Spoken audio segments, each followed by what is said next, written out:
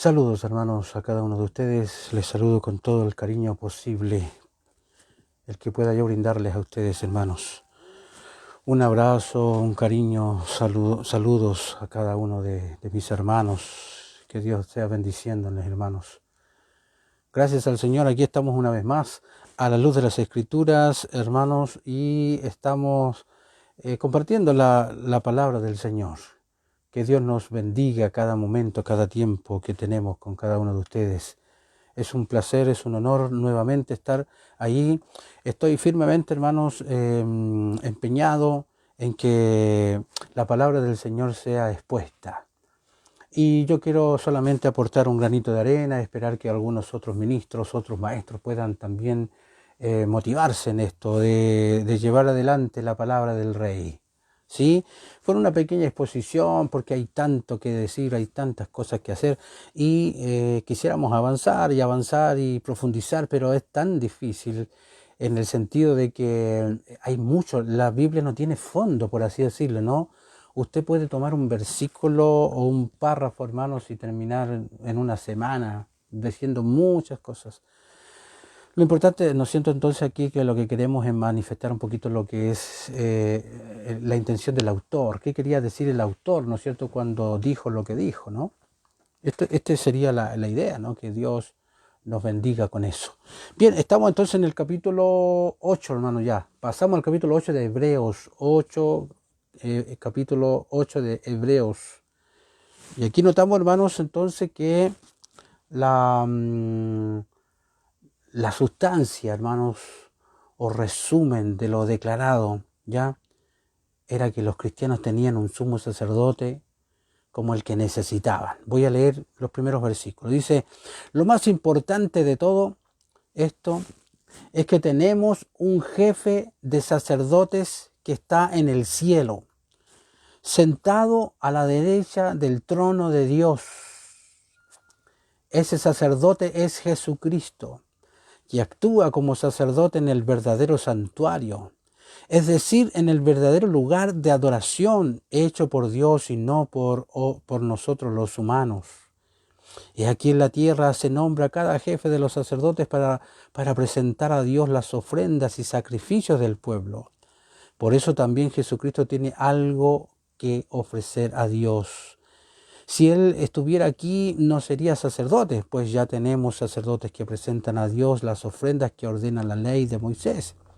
Pero el trabajo de estos sacerdotes nos da apenas una ligera idea de lo que pasa en el cielo. Por eso cuando Moisés iba a construir el santuario, Dios le dijo, pon mucho cuidado, porque debes hacerlo todo siguiendo el modelo que te mostré en la montaña.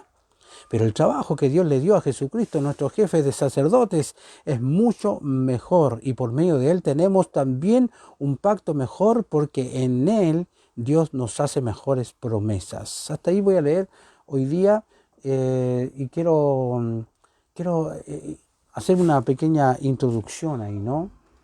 Ya, y vemos, hermanos, por ejemplo, que vemos, como dije, los cristianos tenían un sumo sacerdote como el que necesitaban, y este es el Señor Jesucristo. De hecho, asumió la naturaleza humana, hermanos, se manifestó en la tierra, y ahí se dio como sacrificio a Dios por los pecados de su pueblo. Claro, él eso hizo, y no nos atrevemos a acercarnos, no nos atrevamos a acercarnos a Dios o a presentarle nada, si no es a través de Cristo, a través de Él. Obviamente dependamos, hermanos, aprendamos a depender cada día, ¿no?, de sus méritos, de su mediación, porque somos aceptos solo en el amado. Entonces, en toda obediencia y adoración debemos mantenernos, hermanos, mantenernos cerca de la palabra de Dios, que es la única norma y es perfecta. Entonces, Cristo, ¿qué es lo que es? Es la sustancia y la finalidad de la ley de la justicia. Pero el pacto aquí aludido fue hecho con Israel como nación.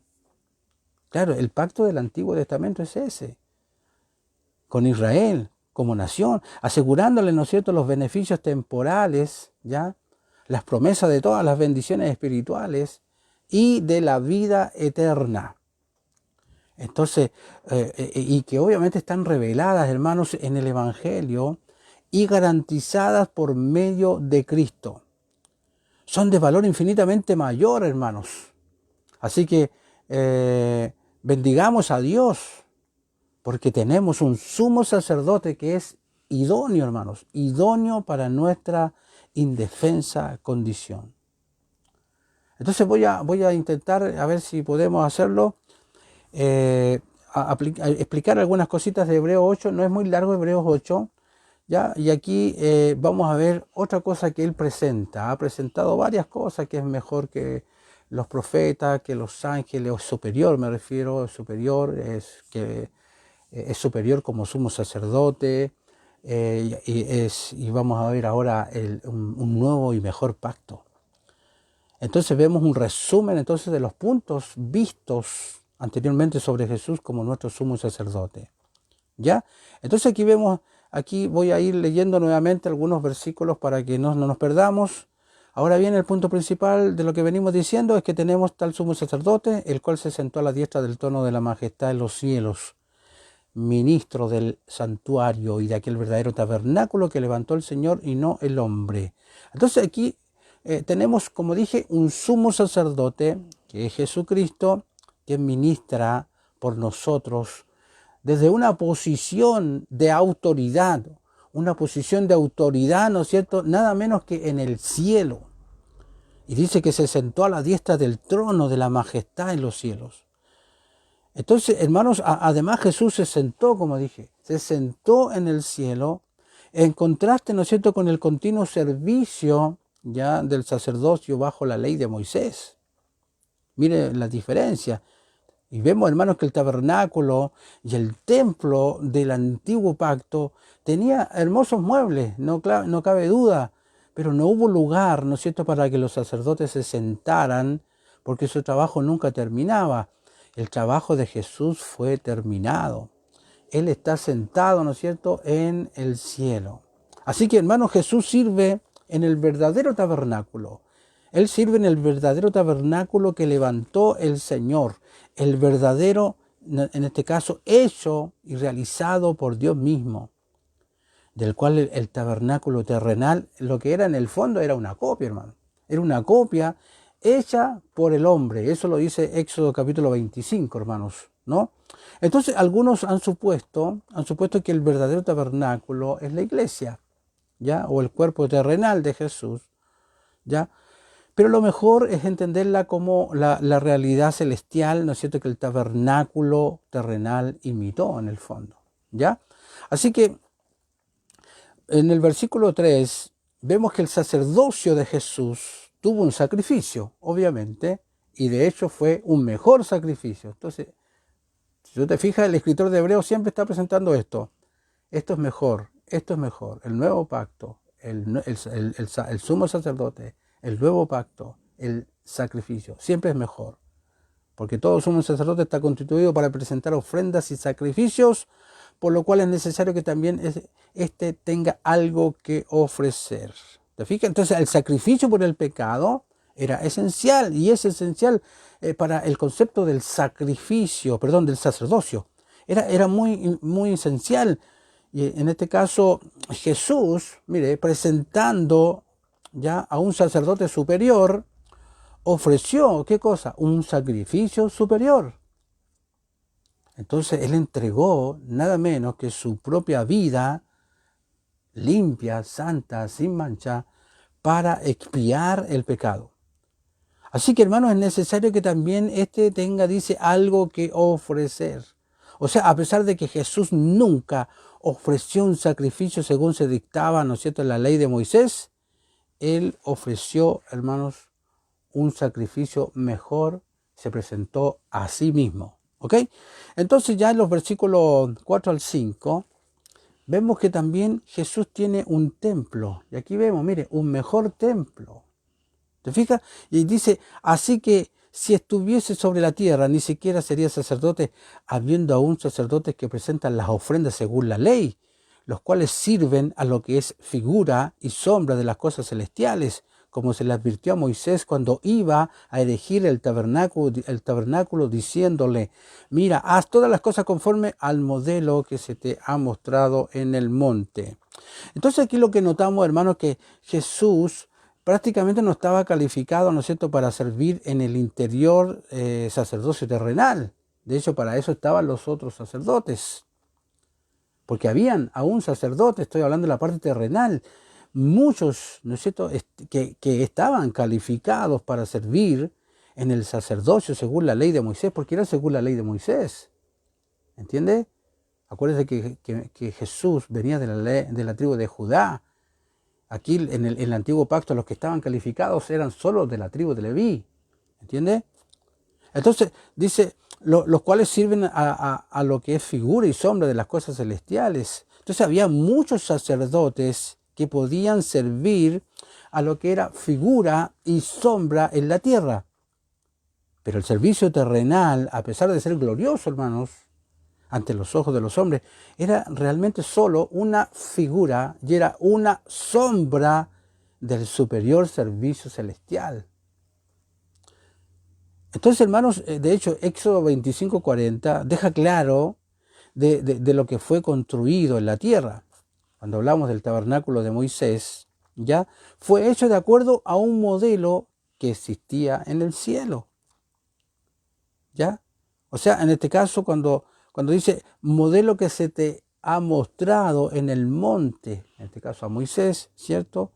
El ministerio de Jesús como nuestro sumo sacerdote toma lugar en el templo celestial. ¿Te fijas lo que hace Cristo? Lo hace una realidad en el templo celestial, no en la figura y la sombra. Lo que era terrenalmente era solo una figura y una sombra. Entonces los judíos del primer siglo sentían, hermanos, un gran orgullo por el templo. Tenían tremendo, era muy un orgullo muy grande por el templo, ¿ya? Y era por una razón muy buena, porque era una obra arquitectónica muy especial, muy espectacular.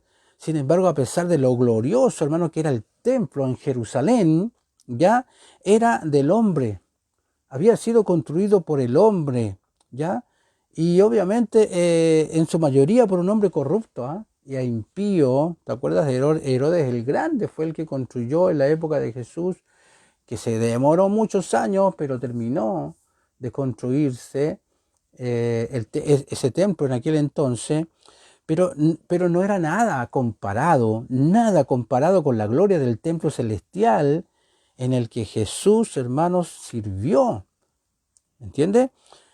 Ahora, si vamos al verso 6, el resultado entonces, vemos que Jesús preside sobre un sacerdocio superior, con un mejor pacto y con mejores promesas. Cuando dice el verso 6, dice, pero ahora tanto mejor ministerio es el suyo, cuanto es mediador de un mejor pacto, establecido sobre mejores promesas. Entonces Jesús obtuvo un mejor ministerio, hermanos, ¿ya? Y ningún sacerdote terrenal podría echar fuera el pecado de la forma en que lo hizo Jesús. Ninguno podía hacer eso. Así que el ministerio de Jesús es mucho mejor que el ministerio del sacerdocio bajo la ley de Moisés. Y eso el escritor intenta, ¿no es cierto?, cada vez que puede, de que Cristo es infinitamente superior a lo que se hacía en el Antiguo Testamento. Entonces, cuando dice mediador de un mejor pacto, Jesús, hermanos, ha mediado para nosotros un mejor pacto, un pacto de gracia, no de obras, y obviamente que ha sido garantizado para nosotros por medio de un fiador. ¿Te acuerdas quién era un fiador? Era aquel, ¿no es cierto?, que podía poner todo su persona, su recurso para salvar a otro, digamos, a un preso, por ejemplo, ¿no? Es un pacto, hermanos, marcado con creer y recibir. Mire, esta es la diferencia. El pacto del Señor Jesús, el nuevo pacto, ¿no es cierto?, estaba marcado con creer y recibir. En cambio, el otro, el antiguo, tenía que ver con ganar y merecer. ¿Te fijas la diferencia? Entonces, cuando dice establecido sobre mejores promesas, Jesús tiene mejores promesas para nosotros. Promesas, hermanos, que nos sacarán adelante en tiempos de difíciles, oscuros, de desesperación muchas veces para algunos, ¿no? Promesas que cobran vida a través del Espíritu Santo de Dios. Promesas, hermanos, de bendición y favores inmerecidos, hermanos, en vez de promesas de maldición. Entonces, vemos entonces que Jesús es nuestro mediador, ¿ya? Y para este mejor pacto. Mediador es la palabra, hermanos, esta palabra es bien especial, es una palabra antigua que tenía que ver con mesites, que significa el que está en medio de dos personas y las une. Mesites, ¿ya? Está en medio de dos personas, pero las une. Ese es nuestro rey, este es nuestro rey, ¿ve? Él está entre nosotros y Dios, pero lo que hace es unirnos. Moisés era el mediador del antiguo pacto porque él unió las dos partes, ¿ya? Jesús, en cambio, es el mediador del nuevo pacto y que, entre paréntesis, un mejor pacto uniéndonos a Dios y al Padre, ¿ya? Entonces, un resumen de los pactos hechos a través de la historia, del plan redentor de Dios, podemos decir, hermano, mire, hay un pacto eterno entre los miembros de la divinidad que hizo posible la salvación del hombre, ¿ya? Padre, Hijo, Espíritu Santo. También el plan redentor de Dios fue continuado por medio del pacto que hizo con Abraham, ¿ya? Ahí va, ahí él hace esto, ¿no?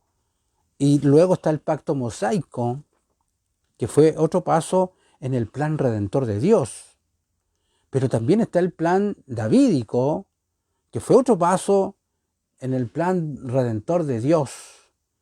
Pero el plan redentor de Dios se cumplió prácticamente en el nuevo pacto. Ahí se cumple, ¿cierto? Los otros pactos eran un paso más, iba dando un paso, ¿no es cierto?, hasta que llega al cumplimiento perfecto de Cristo. Así que, hermanos, damos gracias a Dios por eso. Ahora, vamos al versículo 7, cuando dice, vemos, hermanos, que aquí vemos otra vez la superioridad del nuevo pacto y el simple hecho de que Dios mencione otro pacto, ¿qué es lo que era? Era la evidencia de que el antiguo pacto estaba incompleto. Entonces, porque si aquel primero hubiera sido sin defecto, ciertamente no se hubiera procurado lugar para el segundo, digamos. O sea, no había razón. Como el antiguo pacto entonces no era perfecto, tenía que venir uno que sí lo era. Entonces, está en la naturaleza del hombre el inventar o buscar cosas que son nuevas, pero no necesarias, pero Dios no es así. ¿Ya? Si aquel primero hubiera sido sin defecto, dice la Biblia, no hubiera habido necesidad de un segundo pacto. Entonces, si Dios estableció un nuevo pacto, significaba que algo faltaba en el antiguo pacto. Entonces, es interesante, hermanos, ver estas cosas, porque el nuevo pacto, tal como se presenta en el Antiguo Testamento, ¿ya? Dice, podríamos leer del versículo 8 en adelante, dice, porque reprendiéndolos dice, he aquí vienen días, dice el Señor, en que estableceré con la casa de Israel y la casa de Judá un nuevo pacto, no como el pacto que hice con sus padres el día que los tomé de la mano para sacarlos de la tierra de Egipto, porque ellos no permanecieron en mi pacto, y yo me desentendí de ellos, dice el Señor, por lo cual este es el pacto que haré con la casa de Israel. Mira, aquí viene. Después de aquellos días, dice el Señor, pondré mis leyes en la mente de ellos y sobre su corazón las escribiré y seré a ellos por Dios y ellos me serán por mí a mí por pueblo, y ninguno enseñará a su prójimo, ni ninguno a su hermano, diciendo, conoce al Señor, porque todos me conocerán, desde el menor hasta el mayor de ellos, porque seré propicio a sus injusticias, y nunca más me acordaré de sus pecados y de sus iniquidades, dice. Estos versículos son muy lindos. Cuando habla de reprendiéndolos, dice en Jeremías 31 aparece esta palabra, Dios muestra que debió haber faltado algo en el antiguo pacto, porque promete un nuevo pacto. Jeremías 31 promete un nuevo pacto, dice, y lo hace en los días de Jeremías, y ese nuevo pacto todavía estaba en el futuro, porque dice, he aquí vienen días.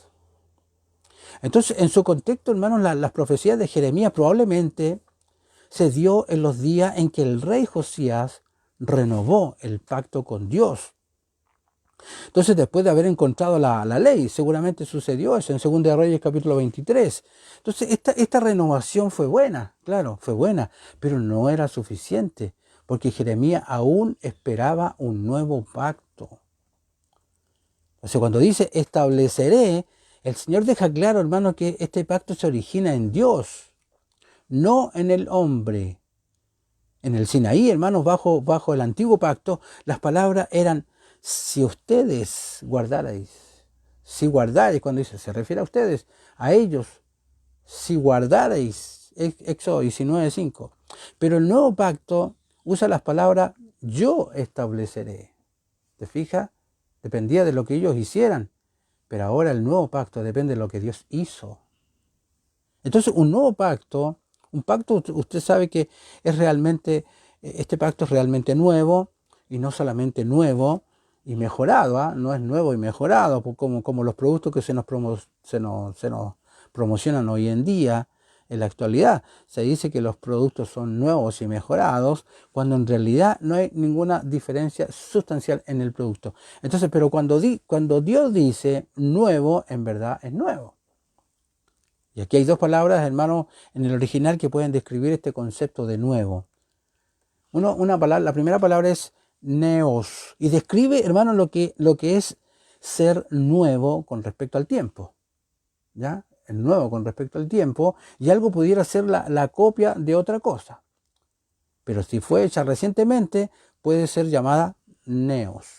¿Te fijas? O sea, puede haber, es como los discos, ¿no es cierto?, que se hacían antiguamente, y hoy día los reproducen de una manera mucho más sofisticada, digitalizada, qué sé yo. Pero en el fondo es una copia, ¿sí? Que está, es restaurada, es, qué sé yo, puede ser nueva, ¿ya? En el tiempo, pero es la misma cosa. Ahora, la otra palabra griega, que es, que hablamos de kainos, esta palabra que se usa aquí, describe algo que no es solamente nuevo con respecto al tiempo. No sé si me capta la idea. No es nuevo con respecto al tiempo, sino que es realmente nuevo en su calidad. Y ahí está la diferencia. Así que lo que Dios ha hecho no es algo, no tomó el pacto en el antiguo pacto, no lo tomó y lo mejoró y lo arregló, no, sino que prácticamente, hermanos, terminó, acabó, fue cumplido, y luego pasa porque es un nuevo pacto renovado, no solo renovado, sino que nuevo en su calidad, no solamente una reproducción nueva de algo viejo. Esa es la clave, para que ustedes me entiendan, ¿no? Entonces, con la casa de Israel y la casa de Judá, el nuevo pacto definitivamente empezó con Israel, pero no terminó con Israel. ¿Te fijas el detalle? Entonces, este pacto no es como el pacto que Dios hizo con sus padres. Una vez más, ¿no es cierto?, se hace énfasis en que hay algo sustancialmente diferente sobre el nuevo pacto. Pero, dice, porque ellos no permanecieron en mi pacto, la debilidad entonces del antiguo pacto no era el pacto mismo, era la debilidad y la incapacidad del hombre. Entonces, la razón por la que el antiguo pacto no funcionó fue porque ellos no permanecieron, dice, en mi pacto. Y después dice, pondré mis leyes en la mente de ellos y sobre su corazón las escribiré. Ahí está hablando del nuevo, ¿eh? Entonces el nuevo pacto conlleva una transformación no solo por fuera, sino que desde adentro. No una regulación a través de una ley externa. ¿Te fijas? Y dice, y seré a ellos por Dios y ellos me serán a mí por pueblo. Entonces el nuevo pacto también incluye una intimidad con Dios mucho más grande, hermanos, que la que estaba disponible en el antiguo pacto. Y dice también, mire, y nunca más me acordaré de sus pecados y de sus iniquidades. O sea, el nuevo pacto ofrece una verdadera y completa limpieza del pecado.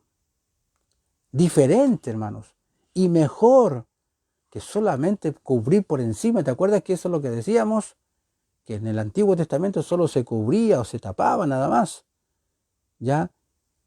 Sino que ahora el Señor lo eliminó, lo quitó. Y eso es lindo, ¿no? Entonces, hermanos, vemos en el versículo 13 la importancia del nuevo pacto. Al decir nuevo pacto, ha dado por viejo al primero, dice la palabra, y lo que se da por viejo y se envejece está próxima a desaparecer. Entonces, ahora que se ha inaugurado el nuevo pacto, ya el antiguo pacto se da por viejo. Y lo que se da por viejo y se envejece está próximo a desaparecer, les decía el escritor a los hebreos. El mensaje para estos desanimados cristianos judíos que pensaban en regresar, ¿no es cierto?, a una fe a una fe judía como lo que habían hecho anteriormente, es claro, ellos no pueden simplemente regresar a un pacto inferior, el cual está listo para desaparecer por completo. Ustedes no pueden irse a ese pacto. Ya llegó este nuevo. Y este está basado en alguien infinitamente superior, que es el Señor Jesucristo. Entonces, el sistema de sacrificios, hermanos, bajo la ley de Moisés, desapareció, ¿no es cierto?, poco tiempo después con la destrucción del templo, en el año 70 después de Cristo, ¿no? Y la destrucción de Jerusalén por parte de los romanos. Ya no se siguió haciendo, o ya desaparece prácticamente, hermanos. Increíble, ¿no? Entonces, vamos a ver algunas diferencias entre el nuevo y el antiguo pacto, porque eso tiene que quedar muy claro. Fueron instituidos, primero, hay hartas diferencias, fueron instituidos en épocas diferentes. El antiguo pacto fue hecho alrededor del año 1446 a.C. Y el nuevo pacto fue alrededor del año 33 después de Cristo. Fueron instituidos en diferentes lugares. El antiguo pacto en el monte Sinaí y el nuevo pacto en el monte Sión. También fueron pronunciadas de diferentes maneras. El antiguo pacto fue hecho con voz tronante en el monte Sinaí, lo cual producía temor, producía miedo, ¿no es cierto? Pero en el caso de Jesucristo, el Hijo de Dios, declaró el nuevo pacto con amor y con gracia. Son diferentes también en sus mediadores. Moisés medió, en este caso, el antiguo pacto, pero Jesús, él es el mediador del nuevo pacto.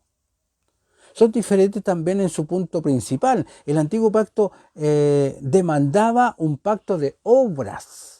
Y el nuevo pacto cumple, ¿no es cierto?, con el pacto de obras a través de la obra completa de Jesús. Porque Él lo hizo todo. Por eso que hablamos del Evangelio de la Gracia. Porque Él lo hizo todo. Y ahora tenemos que mantenernos en una relación precisa y correcta con Él, que es la clave.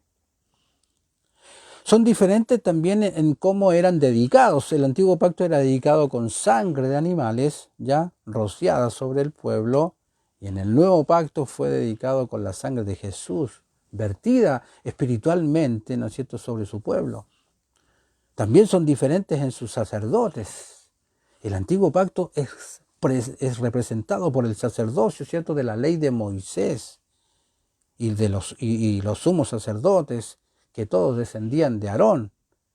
El nuevo pacto tiene un sacerdocio de todos los creyentes, un sumo sacerdote, según la orden de Melquisedec. También son diferentes en su sacrificio. El antiguo pacto requería repetición interminable de sacrificios y más encima eran imperfectos. Pero el nuevo pacto, hermanos, provee un sacrificio perfecto del Hijo de Dios mismo. Son diferentes, hermanos, en cómo fueron escritos. El antiguo pacto fue escrito por Dios en tablas de piedra. El nuevo pacto fue escrito por Dios en los corazones de su pueblo. Mire la diferencia. ¿Te fijas cómo Dios ha escrito su ley en tu corazón? También son diferentes en sus objetivos. El objetivo del antiguo pacto era descubrir el pecado para condenarlo y poner un cerco alrededor de él. El objetivo del nuevo pacto es declarar el amor, la gracia y la misericordia de Dios. ¿Para qué? Para dar arrepentimiento, para dar perdón de pecados y dar vida eterna. Son diferentes, hermanos, en sus efectos prácticos de la vida. El antiguo pacto termina en esclavitud porque la gente terminaba muy esclavizada porque no podía cumplir, aunque no era culpa del mismo pacto, ¿no? Era culpa de la gente. Pero el nuevo pacto provee verdadera libertad. Son diferentes, hermanos, en la forma en que entregaron el Espíritu Santo. Bajo el antiguo pacto, Dios sí concedió al Espíritu Santo, pero no en la misma forma y extensión en la que Él es dado al creyente bajo el nuevo pacto. Son diferentes también en su idea del reino de Dios. Bajo el antiguo pacto, este es visto principalmente como el gobierno supremo de Israel sobre las naciones. Mira, Israel sobre las naciones. Bajo el nuevo pacto es una realidad espiritual presente, así como también un hecho literal que sucederá. ¿Ya? Y este alcanza a todas las naciones. Son diferentes en su contenido. El antiguo pacto tiene sombras vívidas. Tenía sombras de lo que era el celestial. ¿Ya? El nuevo pacto tiene la realidad. El nuevo pacto muestra la realidad de que algún día observaremos cuando Él nos lleve a su presencia. Son diferentes también en la extensión de su administración. El antiguo pacto se limita a los descendientes de Abraham, a través de Isaac, de Jacob, según la carne. Pero el nuevo pacto se entiende a todas las naciones, a todas las razas bajo el cielo. Y son diferentes también, ¿ya? Son diferentes también, hermanos, en lo que realmente lograron. El antiguo pacto no hizo nada perfecto. El nuevo pacto puede y traerá la perfección del pueblo de Dios. Recuerde que un día seremos como Él. Tendremos nuestros cuerpos glorificados, ¿ya? Y por último, son diferentes en su duración. El antiguo pacto fue diseñado para ser eliminado en el fondo, pero el nuevo pacto fue diseñado para durar para siempre. Así que, hermanos, decía John Owen, decía lo siguiente, hermanos: observemos de estas cosas que el estado del Evangelio o de la Iglesia bajo el Nuevo Testamento es acompañada de los más grandes privilegios y las más grandes ventajas de lo que es capaz en este mundo. Y hay una gran obligación en todos los creyentes para vivir en santidad y dar fruto en obediencia para la gloria de Dios.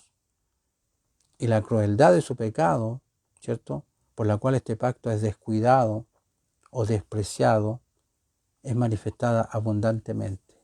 Por eso que el escritor de Hebreos le dice a sus oyentes: no se descuiden, no se vayan, no pierdan esta tremenda bendición. Manténganse firmes, manténganse estables, hermanos. Y quiero terminar, hermanos, dándole un final a esto, porque voy a hacerlo en un solo capítulo, este capítulo 8. La excelencia entonces superior del sacerdocio de Cristo por encima del de Aarón se señala entonces a partir del pacto de gracia, de cual Cristo es el mediador. La ley no solo hacía que todos los sometidos a ella estuviesen sujetos a condenación por la culpa del pecado, sino era también incapaz recuerde, era incapaz de quitar la culpa y de limpiar la conciencia, ¿ya?, del sentido y terror de ella. En cambio, por la sangre de Cristo, hermanos, se provee la plena remisión, y esto es muy bueno saberlo, la plena remisión de pecados, de modo que Dios no los recordará más. Si nosotros entramos en su presencia, le conocimos y aceptamos su perdón, me refiero a aceptamos su sacrificio para el perdón de los pecados, hermanos, nunca más Dios lo recordará. Y Dios escribió entonces una vez sus leyes a su pueblo, pero ahora la escribirá en ellos, o sea, está escrita aquí en nuestros corazones. Y Él les dará entendimiento. Gracias a Dios por eso, porque Él nos dará entendimiento para que conozcamos y creamos sus leyes. Nos dará incluso memoria para retenerlas. Nos dará corazones para amarlas, porque eso es amar lo que el Señor hizo. Valor para profesarlas, también para hablarle a otros y poder, ¿no es cierto?, para ponerlas en práctica. Sí, todo proviene de Él, para que todo este mundo, por eso que es muy clave la relación que tenemos con Él. Y este es el fundamento del pacto, y cuando este sea puesto, ¿no es cierto?, el deber será efectuado con sabiduría, con sinceridad, con presteza. Un derramamiento pleno del Espíritu de Dios hará tan eficaz la manifestación o la administración del Evangelio que habrá un fuerte incremento y una fuerte difusión del conocimiento cristiano en todas las clases de personas. Creemos que Dios va a mover las aguas, creemos que Dios va a provocar un mover tan grande, hermanos, que mucha gente conocerá al Señor. Y esperamos que esta promesa se cumpla en nuestros días. Que la mano de Dios esté con sus ministros, con sus pastores, con sus líderes, hermanos, para que grandes números de personas crean y sean convertidos al Señor. Eso es lo que esperamos. El perdón de pecados siempre será hallado en compañía, hermanos, del verdadero conocimiento de Dios. Por eso que hay que enseñar la palabra, por eso que hay que predicarla, aunque muy pocos les interese, hay que hacerlo, hay que seguir haciéndolo. Entonces, hermanos, que Dios nos ayude, que nos ayude el Señor, hermanos. Esta misericordia que perdona está conectada con todas las demás misericordias espirituales. El pecado sin perdonar lo que hace es estorbar la misericordia, acarrea juicios, pero el perdón del pecado impide el juicio. Claro, el perdón del pecado impide el juicio y abre una amplia puerta a todas las bendiciones espirituales. Así que preguntémonos si somos enseñados por el Espíritu Santo, ¿no es cierto?, a conocer a Cristo. ¿Qué estamos haciendo? Dios está mostrándote a tu vida, ¿no es cierto?, el verdadero Cristo, este Cristo glorioso que es tan ensalzado o tan manifiesto en el libro de Hebreos, hermanos. ¿Ya?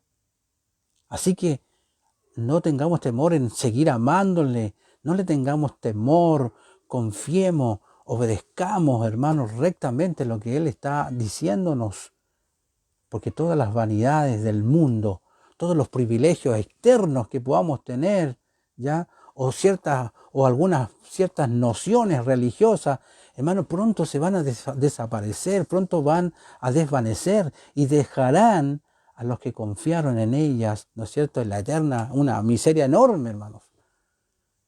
Por eso digo yo que todo lo superficial va a desaparecer. Todo lo superficial, hermano, va a ser eliminado. Por eso que necesitamos estar atentos, alerta, porque todo el movimiento que hay hoy día son muestras de que Él viene luego, viene pronto a buscar su iglesia. Así que, hermanos, un abrazo. Yo quisiera haberme metido más en el 8, ¿no es cierto?, pero creo que está bien con este capítulo, una sola parte, ¿ya? Que Dios bendiga sus vidas, ánimo, que tengan un lindo día. No se olviden que sin Cristo no somos nada. Sin mí nada podéis hacer. Así que Mientras más le busque, mientras más esté cerca de Él, mientras más oración, mientras más clamor, mientras más lectura, todo eso le hará bien. Conocer al Señor, experimentar a Dios es lo más grande que puede suceder en la vida de los hombres. Amén. Así que muchas gracias por escucharnos. Comparta estas enseñanzas, aunque suene, ¿cómo se llama?, muy repetitivo. La verdad es que no debiera interesarnos eso.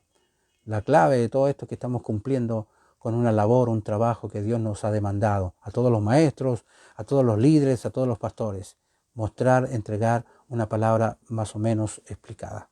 Así que saludos, muchas bendiciones, hermanos, y que Dios les bendiga. Y ya estamos viéndonos, ¿no?